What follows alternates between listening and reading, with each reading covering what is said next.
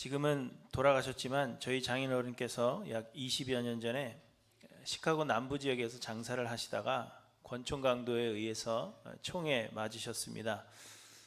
옆구리에 총을 맞으셨는데 대장을 관통해서 피를 많이 흘리셨습니다. 그래서 당장 이 구멍이 난 대장을 잘라내고 봉합하는 그런 수술이 필요했습니다. 그때 자녀들은 모두 다른 곳에서 각자의 일을 하고 있었기 때문에 총에 맞으셨다 하는 그런 소식을 듣고는 급하게 병원으로 막 달려갔지만 사고 난 지역이 시카고 남부 지역이어서 실려간 병원도 굉장히 멀었습니다. 그래서 병원으로 자녀들이 다 모였을 때에는 이미 수술을 마친 그러한 뒤였습니다. 같이 계셨던 장모님은 영어를 잘 못하시고 그래서 자녀들이 와야만 수술 동의서라든지 여러 가지 동의서에 서명을 할 수가 있는데 자녀들이 도착하기 이전에 이미 수술을 끝냈던 것입니다. 그 이유는 말씀드린 대로 급했기 때문입니다. 어떻게 된 일인지, 누가 수술 동의서에 서명할 것인지, 또 이 가족이 수술비를 감당할 능력이 되는지 이러한 것들을 다 생각한 뒤라면 저희 장인어른은 출혈을 많이 하시고 그리고 장이 파열되어서 숨을 거두셨을 것입니다. 그래서 일단 사람을 살려야 한다 하는 그러한 생각 때문에 수술을 진행한 것입니다. 그리고 그 이후에 자녀들이 다 모였을 때 필요한 서류들을 하나씩 준비해 갔습니다. 병원비 문제도 병원에서 알아서 이 어마어마한 병원비를 어떻게 해결할 것인가, 돈 안 줄까 봐 자기들이 다 알아서 병원비를 찾더라고요. 저는 그때 이 병원 측의 그 대처 방안에 너무도 감사한 마음을 가졌습니다. 그도 그럴 것이 한 번은 저희 아버지께서 신장 결석 때문에 한국의 병원을 찾아가셨던 일화를 저에게 말씀해 주신 적이 있었습니다. 새벽에 갑자기 통증이 너무 심하게 찾아와서 주무시는 어머니를 깨울 수는 없어서 혼자서 거의 기다시피 밖으로 나가 택시를 타고 병원에 가셨습니다. 그런데 병원 창구 앞에서 보호자를 데려오라 했다는 겁니다. 통증이 너무 심하고 말도 제대로 할 수 없는데 보호자를 자꾸 데리고 와야 된다는 겁니다. 그래서 저희 아버지께서 이미 연세가 많고 그래서 스스로가 보호자다 그렇게 이야기를 했는데도 막무가내로 보호자를 데려오지 않으면 시술을 할 수 없다 그렇게 이야기를 했다는 것이죠. 다행히 병원 관계자들 중 아는 분들이 많아서 여기저기 연락을 해서 시술을 받으셨지만 그 당시 병원 측의 그 대처 방안에 크게 실망하셨다 하는 이야기를 저에게 해주셨습니다. 그러니 저희 장인어른 수술에 대한 병원 측의 대응책이 더욱 감사하게 느껴진 것입니다. 한국 병원에서 제 아버지께 했던 것처럼 그렇게 하지 않은 것이 너무나도 고마웠습니다. 일단 어려움에 처한 사람을 살리고 본다 하는 그 병원 측의 원칙이 너무나도 감사하게 여겨졌던 것입니다. 그런데 여러분, 이런 병원 측의 원칙이 바로 우리에게 필요한 정신입니다. 우리는 하나님께 은혜를 받은 사람들입니다. 하나님께서 우리를 구원하신 것은 우리의 공로에 대한 보상이 아니라 아무런 조건 없이 우리를 택하시고 우리를 구원하시는 하나님의 은혜라고 했습니다. 또한 세상에서 우리가 가지고 있고 또 세상에서 우리가 누리고 있는 이 모든 것들이 하나님의 은혜입니다. 세상의 그 무엇도 하나님께서 우리에게 거저 주시지 않은 것이 없습니다. 그러므로 우리는 조건 없이 은혜 받은 자들로서 모든 사람에게 조건 없이 은혜를 베푸는 것이 마땅한 것입니다. 마태복음 10장 8절에서 예수님은 너희가 거저 받았으니 거저 주라 이렇게 말씀하셨습니다. 예수님은 또한 원수를 사랑하며 너희를 미워하는 자를 선대하며 너희를 저주하는 자를 위하여 축복하며 너희를 모욕하는 자를 위하여 기도하라 말씀하시면서 너희가 만일 너희를 사랑하는 자만을 사랑하면 칭찬받을 것이 무엇이냐, 죄인들도 사랑하는 자는 사랑하느니라 이렇게 말씀하셨습니다. 우리가 누군가를 사랑하고 도움을 주는 것은 그 사람이 나를 좋아해 주는 사람인지 또 도움을 받을 가치가 있는 사람인지 생각하지 말라는 것입니다. 그가 비록 원수라 할지라도 도움이 필요한 자들을 돕는 것이 우선입니다. 예수님은 또한 선한 사마리아인의 비유를 말씀하셨습니다. 아시는 대로 어떤 사람이 예루살렘에서 여리고로 내려가다가 강도를 만났는데 거의 죽게 되었습니다. 그때 길을 가던 제사장도 그냥 지나가고 레위인도 피하여 지나갔습니다. 그들은 아마도 종교적인 지위 때문에 이 사람이 만약 죽게 된다면, 혹 자신들이 부정하게 되어서 당분간 자신들에게 맡겨진 직무를 감당하지 못하게 되지 않을까 하는 그 염려 때문에 이 사람을 그냥 지나쳤을 것이라고 많은 사람들이 생각합니다. 그들에게는 생각해야 하는 것들이 너무나도 많았다는 것입니다. 그런데 사마리아 사람 하나가 그를 치료해주고 그를 주막으로 데리고 가서는 비용을 지불하며 이 강도 만난 사람을 잘 보살펴 줄 것을 부탁합니다. 그리고는 만약 비용이 더 들게 되면 내가 돌아오는 길에 그 엑스트라 비용을 지불하겠다 하는 약속까지 하고는 길을 떠납니다. 당시 유대인들은 사마리아 사람들을 상종하지 않았기 때문에 사마리아인들도 유대인을 가까이 하지 않으려고 했습니다. 그러나 이 사마리아인은 그가 누구인지 생각하지 않고 일단 어려움에 처한 자를 도와준 것입니다. 예수님은 이 사마리아인이야말로 강도 만난 자의 이웃이라 그렇게 말씀하시면서 가서 너도 이와 같이 하라 이렇게 말씀하셨습니다.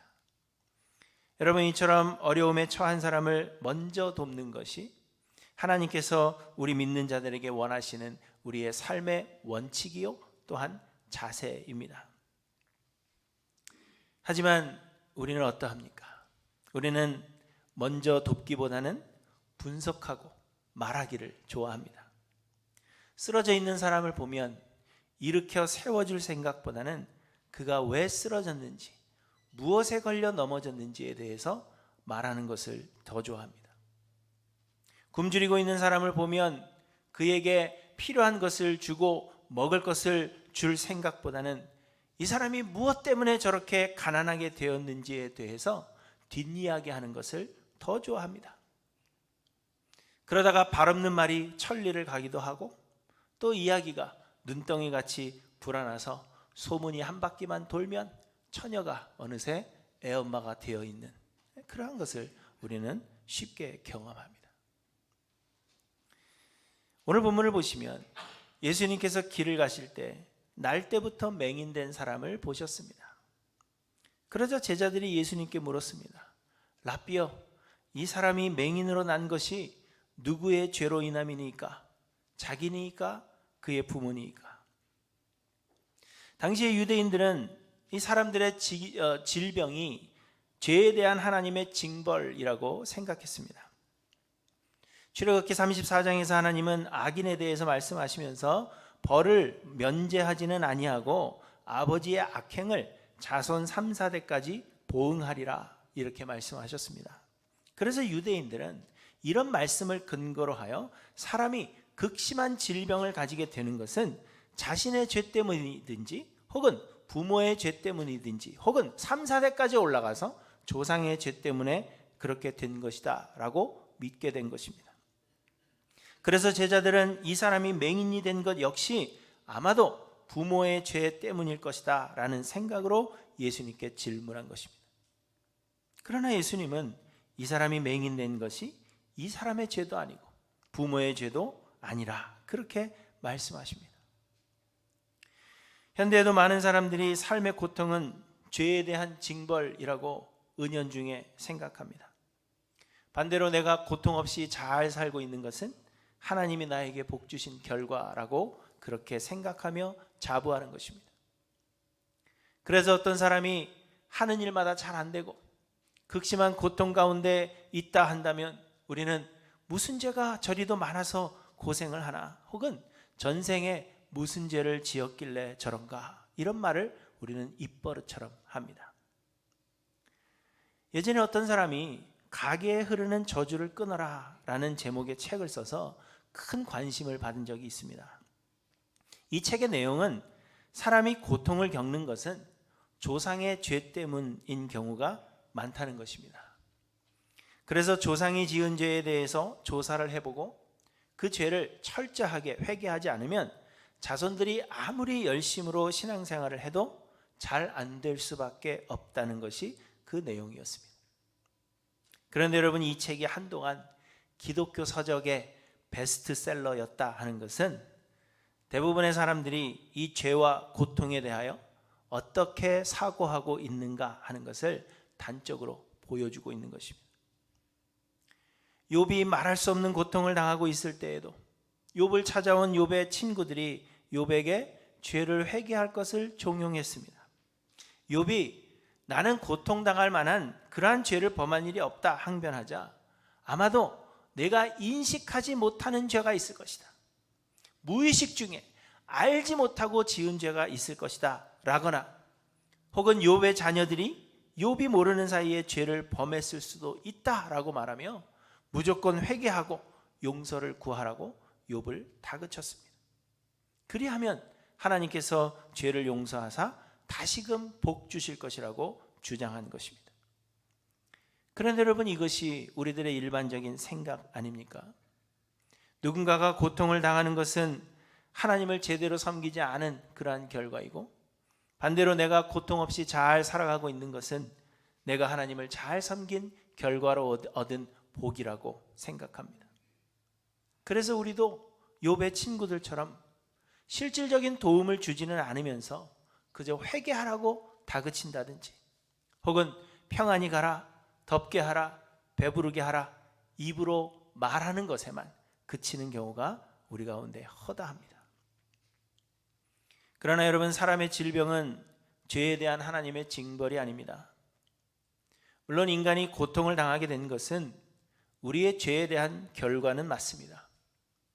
지난주에 말씀드린 대로 하나님께서 사람을 만드시되 하나님의 형상을 따라 영적인 존재로 만드셔서 하나님과의 교제가 있게 하셨습니다.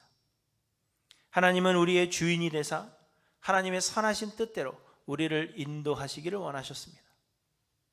그러나 스스로 인생의 주인 되기를 원했던 아담은 선악과를 먹었고, 그 결과 하나님은 사람들의 소원대로 사람들을 떠나셨으며, 그리하여 하나님과의 그 교제가 단절되었습니다. 이제 사람들은 하나님의 인도하심을 받을 수가 없게 되었고, 하나님은 사람들을 그들의 마음의 정욕대로 더러움에 내버려 두셨다, 그렇게 말씀하고 있습니다. 더 이상 하나님의 그 선하신 인도하심을 받을 수 없게 되었고, 하나님은 우리끼리 우리가 원하는 대로 그 더러운 정욕대로 더러움에 살아가도록 내버려 두셨다는 것입니다. 그리하여 사람들은 스스로의 힘과 노력으로 삶을 개척해가며 살아야 하지만, 하나님과의 교제가 단절되어 하나님께 인도하심을 받지 못할 뿐만 아니라 땅이 우리와 함께 저주를 받아 우리에게 가시덤불과 엉겅퀴를 내기 때문에 우리의 인생이 고달플 수밖에 없고 고통이 가득할 수밖에 없는 것입니다. 그런 의미에서 삶의 모든 고통의 원인은 죄입니다. 그렇지만 그렇다고 하여 인간의 모든 삶의 고통의 직접적인 원인이 죄에 대한 하나님의 징벌은 결코 아니라는 것입니다. 여러분, 만약 하나님께서 우리가 죄를 범할 때마다 우리에게 질병을 주신다든지 그렇게 우리를 바로바로 벌하신다면 이 세상에 성한 사람은 단 한 사람도 없을 것입니다. 왜냐하면 우리는 모두 죄인인지라 끊임없이 죄를 범하기 때문입니다. 예수님은 형제를 마음으로 미워하는 것은 살인하는 것과 같다 하셨고, 여인을 보고 음욕을 품는 자마다 간음하는 것과 같다 그렇게 말씀하셨는데, 그렇게 보면 우리는 하루에도 수없이 하나님 앞에 죄를 범하며 살아가고 있는 것입니다. 그런데 하나님이 그때마다 우리를 징벌하신다면 이 자리에 앉아 있을 사람은 아마 한 사람도 없을 것입니다. 그러므로 여러분, 육체의 질병이나 우리 세상의 고통은 우리의 죄에 대한 하나님의 징벌이 결코 아님을 여러분 기억하시기를 바랍니다. 그러한 말로 다른 사람들을 힘들게 하거나 멍해를 지우지 마십시오. 그렇다면 여러분, 사람이 날 때부터 맹인이 된 이유는 무엇이겠습니까? 이 사람이 맹인으로 난 것이 이 사람이나 그 부모의 죄로 인한 것이 아니다 라고 말씀하신 예수님은 그에게서 하나님이 하시는 일을 나타내고자 하심이라 이렇게 말씀하셨습니다. 이 말씀은 하나님께서 이 사람을 특별히 하나님이 하시는 일을 나타내시기 위해서 맹인되게 만드셨다 하는 그런 의미가 아닙니다. 다만 말씀드린 대로 하나님과의 교제가 단절된 그 결과로 이 사람이 맹인으로 나게 되었음에도 하나님께서 이를 내버려 두셨다는 것입니다. 그러나 그럼에도 불구하고 하나님은 이 사람의 불행을 통하여서도 하나님이 하시는 일을 나타내시고자 하신다는 것입니다. 곧 하나님은 인간들이 고통을 당하도록 내버려 두셨지만 그러나 그 고통을 하나님께서 살아 역사하신다는 그 사실을 사람들에게 나타내시는 도구로 사용하신다는 말씀입니다. 그렇다면 여러분, 하나님께서 하시는 일이란 과연 무엇이겠습니까? 하나님은 이 사람이 맹인으로 나게 된 것을 허락하심을 통하여 과연 어떤 일을 나타내시고자 하시는 것일까요? 그것은 하나님께서 하나님의 백성들을 구원하기를 원하시며 예수가 곧 하나님께서 하시는 그 일, 곧 백성들을 구원하시는 그 일을 위해서 보내신 그리스도시요 우리에게 주시는 선물이시다 하는 그 사실을 나타내시기 위함이라는 것입니다. 여러분, 인간들은 자기 스스로의 인생의 주인이 되기를 원했고 그래서 하나님을 떠났지만 그럼에도 불구하고 우리 하나님은 우리를 버리지 않으셨다는 것입니다.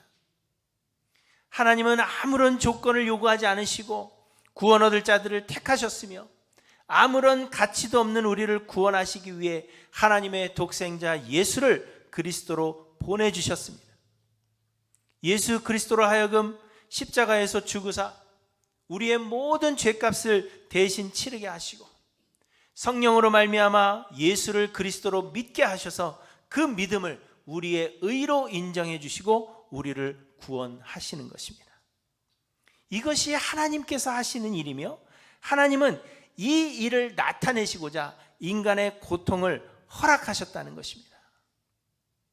하나님은 그저 우리가 고통당하기를 원하시기 때문에 우리를 벌하시기 위해서 그 고통을 주시는 것이 아니라 하나님께서 우리에게 허락하시는 그 고통은 하나님이 우리를 구원하시기 원하시며 예수가 바로 우리를 구원하시기 위해 하나님이 보내신 그리스도이심을 우리로 하여금 알게 하시기 위해서 그 일을 나타내시기 위해서 우리에게 고통을 허락하신다는 것입니다. 하나님은 우리가 예수를 그리스도로 믿게 하시며 삶의 주인으로 영접하게 하시기 위해서 그래서 다시금 우리의 주인이 되사 우리의 삶을 인도하시기 위해서 우리에게 끊임없이 이 일을 나타내시며 우리의 고통을 하나님이 사용하시는 것입니다. 그래서 예수님은 물로 포도주를 만드신 표적을 통해서 예수님이 우리의 영원한 신랑이 되심을 말씀하셨습니다. 예수님은 안식일에 38년 된 병자의 몸을 고쳐주심으로 예수께서 우리에게 참된 안식을 주시는 안식일의 주인이 되심을 말씀하셨고 오병이어의 표적을 통하여 예수가 우리에게 영생을 주시는 생명의 양식이 되심을 나타내셨습니다. 예수님은 초막절에 예루살렘으로 올라가셔서 유대인들과의 그 끊임없는 논쟁을 통하여 예수가 곧 생명의 물이심과 또 우리를 영생으로 인도하시는 빛이 되신다는 사실을 말씀하셨습니다. 그리고 오늘 본문에서 날 때부터 맹인이었던 이 사람을 예수님께서 고쳐주시는데 예수님은 이 맹인을 고쳐주심을 통하여서 예수가 곧 우리의 영의 눈을 뜨게 하시는 참 빛이 되신다는 사실을 말씀하시고 우리를 구원하시려고 하시는 하나님의 그 놀라운 일을 나타내게 하셨다는 것입니다. 그런데 여러분, 예수님께서 이 맹인을 고쳐주신 방법이 참으로 독특합니다. 예수님은 그동안 말씀으로 병을 고치시거나 혹은 아픈 자를 어루만지시거나 하셨는데 이 맹인을 고치실 때에는 땅에 침을 뱉어서 진흙을 이겨 그 눈에 바르셨다고 말씀하십니다.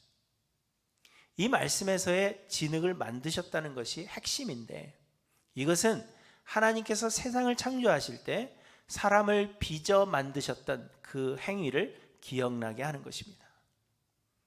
곧 예수님은 세상을 창조하신 하나님이십니다. 그리고 우리는 날 때부터 맹인된 자와 같이 날 때부터 죄인이 되었다는 것을 말씀하고 있습니다. 우리는 하나님의 은혜로 이 죄에서 구원함을 받을 수 있는데, 이는 우리의 행위와 노력에 대한 보상이 아니라 우리의 옛사람으로는 구원을 얻을 수가 없고 예수 그리스도께서 우리를 새롭게 창조하셔야만 가능하다는 사실을 우리에게 말씀하고 있는 것입니다. 하나님은 우리의 죄를 대신하여 예수 그리스도께서 십자가에 못 박혀 돌아가시게 하심으로 우리의 옛사람이 예수 그리스도의 십자가에서 함께 죽게 하시고 성령으로 우리를 거듭나게 하사 우리를 새롭게 창조하신다는 것입니다. 하나님은 이렇게 우리를 구원하시기 위해 하나님께서 하시는 그 일을 우리에게 나타내사 우리로 예수 그리스도를 믿게 하시며 그 일을 위해서 우리의 고통을 사용하신다는 것입니다. 그러므로 사랑하는 성도 여러분, 고통 가운데 있다고 하더라도 낙심하지 마십시오. 하나님은 우리의 고통을 통하여 하나님이 하시는 일을 나타내실 것입니다. 하나님은 우리의 그 고통을 통하여서 예수가 바로 우리를 구원하시는 구세주시오 하나님께서 보내주신 그리스도이심을 우리로 하여금 알게 하실 것입니다. 그러므로 여러분, 고통당할더라도 기뻐하시기 바랍니다. 그런데 또 예수님은 4절에 이렇게 말씀하십니다. 때가 아직 낮음에 나를 보내신 이의 일을 우리가 하여야 하리라. 밤이 오리니 그때는 아무도 일할 수 없느니라. 하나님께서 하나님이 하시는 일을 나타내시는데 하나님은 그 일을 우리를 통하여 하시기 원하신다는 것입니다. 그래서 하나님은 우리를 보내셨습니다. 4절 본문에서 나를 보내신 이의 일을 우리가 하여야 하리라 이렇게 말씀하시는데, 어떤 고대 사본에는 우리를 보내신 이의 일을 우리가 하여야 하리라 이렇게 되어 있다고 합니다. 곧 하나님은 우리를 통하여 일하기를 원하시고 그래서 우리를 보내셨다는 것입니다. 하나님께서 다른 사람들보다 우리를 먼저 택하시고 우리로 먼저 믿게 하신 것은 하나님이 하시는 그 일을 우리가 하도록 우리를 보내셨다는 것입니다. 예수님은 날 때부터 맹인인 사람의 눈에 침으로 익인 진흙을 발라서 실로암 못에 가서 씻으라 하셨습니다.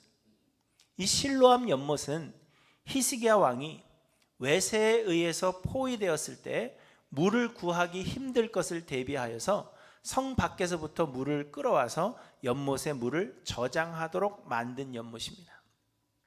그런데 이 실로암이라는 이름의 뜻은 보냄을 받았다라는 뜻이라고 말씀하고 있습니다.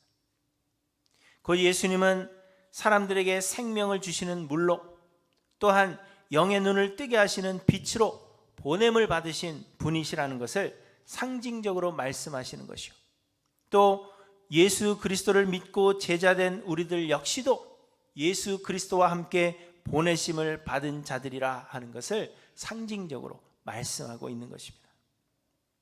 사랑하는 성도 여러분, 우리 모두는 하나님께서 하시는 일, 곧 예수 그리스도를 통하여 하나님의 택하신 백성을 구원하시는 그 일, 사람들로 하여금 예수를 그리스도로 믿게 하는 그 일을 위하여 보내심을 받은 자들입니다. 그러므로 우리는 우리를 보내신 이의 일을 우리가 해야 한다는 것입니다. 때가 아직 낮음에 우리는 우리를 보내신 이의 그 일을 해야 하고 아무도 일할 수 없는 밤이 우리에게 다가오고 있습니다. 그 전까지 우리는 이 일을 신실하게 감당해야 하는 것입니다. 그런데 여러분은 하나님께서 보내신 우리로 하여금 하게 하시는 그 하나님의 일을 여러분 감당하고 계십니까? 세상의 모든 사람들이 삶에서 고통을 경험합니다. 하는 일마다 실패하는 그러한 경우가 있고요, 경제적으로 어려움을 겪는 경우가 허다합니다. 질병으로 고통하시는 분들이 있는가 하면 본의 아니게 사회법을 어겨서 고통을 당하는 그러한 분들도 우리 가운데 있을 수 있습니다. 그런데 여러분, 하나님께서 사람들에게 이러한 고통을 허락하시는 것은 하나님이 하시는 일을 나타내고자 하심입니다. 곧 하나님께서 우리의 영혼을 구원하시기를 원하시고, 그래서 우리에게 예수 그리스도를 보내주셨다는 것을 이 고통을 통하여 나타내기를 원하신다는 것입니다. 예수 그리스도가 우리의 구원이 되시며 예수 그리스도가 우리의 생명이 되신다는 사실을 이 고통을 통하여 우리에게 알리기를 원하신다는 것입니다.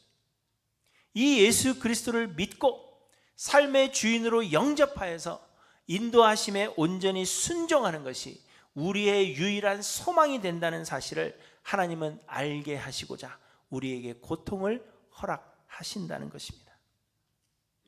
그리고 여러분, 그 일을 위해서 우리를 보내셨습니다. 그러므로 우리는 고통당하는 자들을 볼 때 먼저 그들을 돌보아야 하는 것입니다. 아무것도 묻지도 않고 따지지도 말고 그저 할 수 있는 대로 우리의 능력이 닿는 데까지 도움을 주는 것, 그것이 우리의 할 일이라고 말씀하고 있는 것입니다. 우리는 넘어진 자를 일으켜 세워주는 것이 먼저이고 배고픈 자들에게 먹을 것을 나누어 주는 것이 먼저라는 것입니다.